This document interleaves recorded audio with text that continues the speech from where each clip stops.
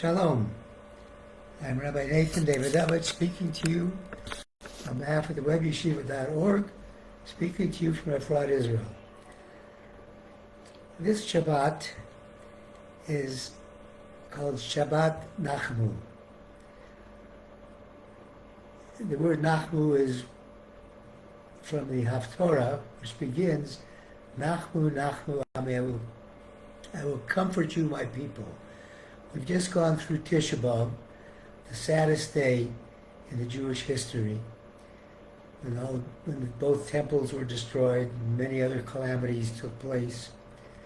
And now we're moving ahead with the promise of God that everything is going to be good for us. God is consoling us.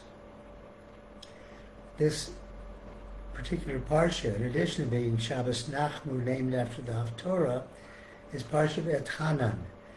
Vetchanan is the parsha where Moses prayed to God 515 times.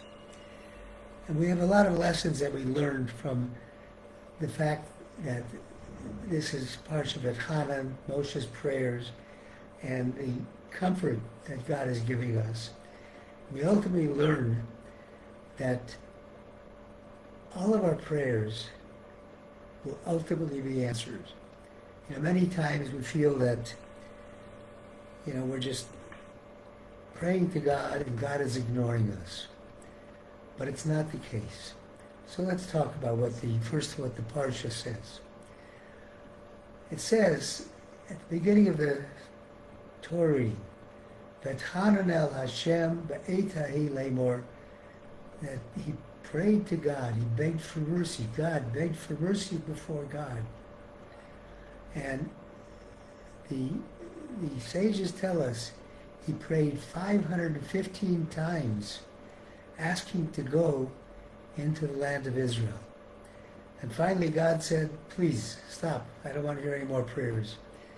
Because one more prayer, and he would have allowed him to go into Israel, and the people were not ready to go into Israel yet.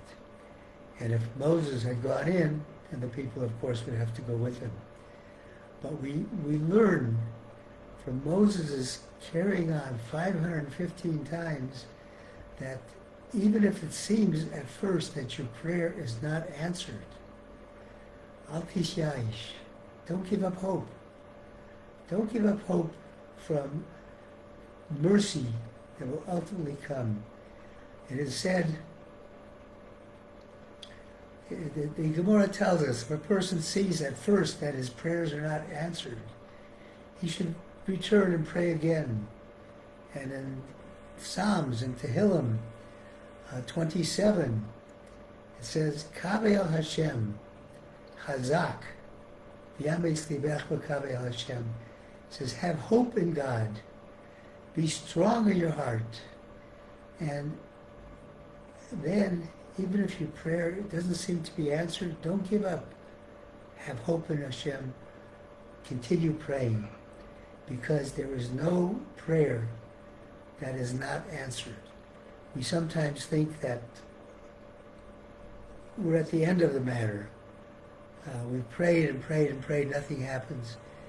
We don't know the power that comes from prayer, even if it's not immediately obvious. And we know that in this parsha it's also said, after talking about how the people end up worshiping idols and will be punished, they're severing their connection with God. And of course we talk about idols. At the time of the Torah, the idols were the graven images made of gold and silver and stone and whatever other medium they designed to serve other gods. But then at some point, if they see that, wait, we've got to turn ourselves away from this and return to God. So the parsha, in this week's parsha Vetchanan, it says, "Uvikashtem misham if you search there, if you search, in other words, if you're searching within yourself, you're searching with what you're doing. So if you search there, you will find your God only if you search with your heart and your soul. If you are sincere in your searching. If you want to really return to God, you will find God. Then it says, "V'tzar lecha," when you are in distress, you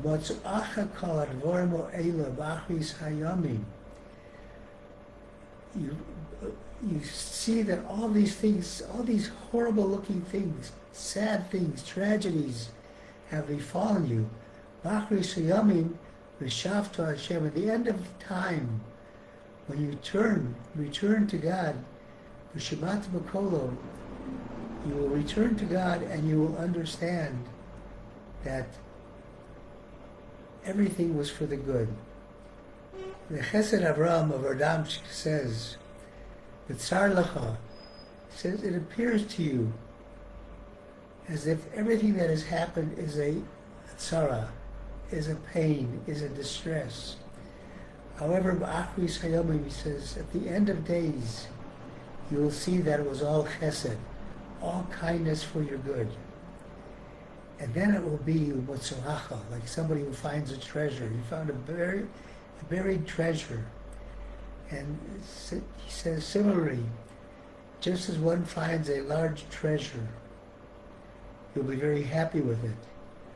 So too a person will rejoice with the difficulties he had in the past, and he will understand how it was all for good. And therefore the Haftorah in this week's Parsha, from Isaiah chapter 40, says, Nachamu Nachamu Ami Yomer Elokeichem, comfort, comfort my nation, says your God. And the word Yomar wasn't saying that God comforted us. It says God will comfort us. It's expressed in the future tense. And it says that God's name of Elohim, which is representative of judgment, says that in the future they will understand that the judgment that appeared to us to be judgment was real kindness.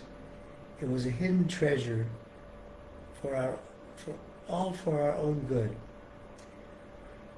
And we have to recognize that. It's hard to understand when you're in the middle of difficulties to say that how could this be good? This is so painful. We're suffering so many tragedies. What good can come out of it? Unfortunately, we don't know. We don't know what God's plan is. We know one thing. We know that God has created a world of goodness. God has created a world where He wants everything to be good. He wants His Jewish people, His children, His chosen children, to be able to be a light to the nation, to love everybody in the world, to love your fellow human being, to show the morality of the Jewish people, to spread that morality through the world.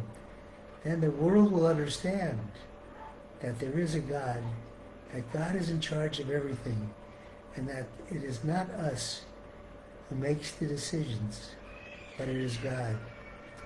The Kedushas Levi, the Berditchever Rebbe, had a famous saying in Parshas Pinchas. He said,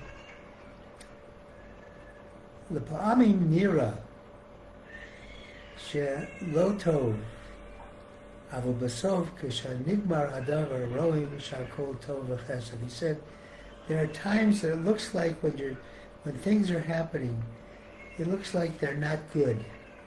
They're not for our benefit. But he says, in the end, when things are revealed, we will all see that everything was for our goodness and was the kindness and graciousness of God upon us.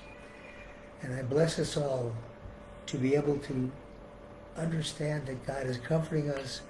Bless us all to be able to pray without giving up on prayer, and to recognize that despite the problems we have, all is for the good.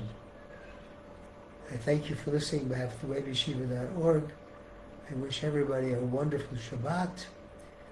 And this is also the Shabbat of Tisha B'Av, the 15th of Av, which is the happiest day of the Jewish calendar. So it's a day to be happy. It comes out on Shabbat with all these other things. So it's a day of multiple happiness. Enjoy. Shabbat Shalom.